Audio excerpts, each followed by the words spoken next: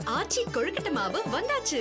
ஆச்சி கொழுக்கட்டை மாவிற்கு கொழுக்கட்டை அச்சை கேட்டு வாங்குங்கள். முதல்வரின் பெயரிலான திட்டங்களுக்கு தடையில்லை என உச்சநீதிமன்றம் உத்தரவிட்டுள்ளது.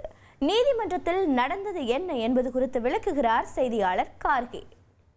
முதலமைச்சருடைய பெயரோடு திட்டங்கள் இருக்கலாமா அப்படின்றது தொடர்பான வழக்கை அபராதத்தோடு உச்சநீதிமன்றம் தள்ளுபடி செய்தது நேற்று. என்ன நடந்தது அப்படின்னு பார்க்கலாம். உங்களுடன் ஸ்டாலின், நலம் காக்கும் ஸ்டாலின் அப்படின்ற திட்டங்களை எதிர்த்து, இந்த திட்டங்கள் இருக்கக்கூடிய முதலமைச்சருடைய பெயரை எதிர்த்து அதிமுக முன்னாள் அமைச்சர் MP CV சண்முகம் ஒரு வழக்கை உயர்நீதிமன்றத்தில் தாக்கல் செஞ்சிருந்தார் பொதுநல மனுவாக. அதில் பல விதிகள், தேர்தல் ஆணையம், உச்சநீதிமன்றம், மக்களுடைய வரிப்பணம் இதிலெல்லாம் மீறி முதலமைச்சருடைய பெயர் பயன்படுத்தப்பட்டிருக்குன்னு அவர் சொன்னார். அதை ஏற்றுக்கொண்டு உயர்நீதிமன்றம் தடை விதித்திருந்தது, இடைக்கால தடை.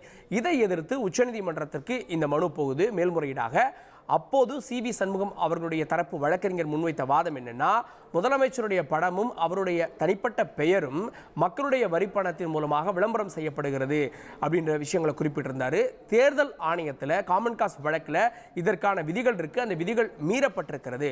உச்சநீதிமன்றத்துடைய தீர்ப்பில் தலைவர்களுடைய படங்கள் பயன்படுத்தக்கூடாதுன்னு இருக்கு, அதுவும் மீறப்பட்டிருப்பதாக அவருடைய தரப்பு வழக்கறிஞர் வாதங்களை முன்வைச்சார். இதை எதிர்த்து அரசு மற்றும் திமுக தரப்பு வழக்கறிஞர்கள் முன்வைத்த வாதம் என்னன்னா, தேர்தல் ஆணையத்தில் அந்த மாதிரியான விதிகள் இல்லை, உச்சநீதிமன்றமே முதலமைச்சர் அமைச்சர்களுடைய படங்கள் இடம்பெறலாம் அப்படின்னு ஏற்கனவே முந்தைய தீர்ப்புகளில் குறிப்பிட்டிருக்கிறது அப்படின்னு வாதங்களை முன் வச்சாங்க. அது மட்டும் இல்லை, குஜராத் மற்றும் தெலுங்கானா உள்ளிட்ட மாநிலங்களிலையும் பல திட்டங்கள் முதலமைச்சருடைய பெயரில் இடம்பெற்றிருக்கு அப்படின்னு 45 திட்டங்கள் அடங்கிய பெயர்களை கொடுத்தாங்க.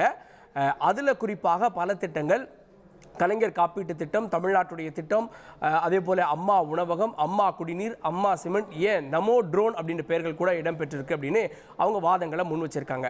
அதிமுக ஆட்சியில் அம்மா அப்படின்ற பெயர் பயன்படுத்தப்பட்டது திட்டங்களுக்கு அப்படின்னு வாதங்களை முன் வச்சப்போ சண்முகம் தரப்பு அவர்களுடைய வழக்கறிஞர் அம்மா அப்படின்றது பொது பெயர் அப்படின்ற விஷயங்களை பயன்படுத்த, திமுக தரப்பு வழக்கறிஞர்கள் இல்லை, அம்மா அப்படின்றது அவருடைய பொலிட்டிக்கல் நேம் அப்படின்ற விஷயங்களை பதிவு பண்ணார்.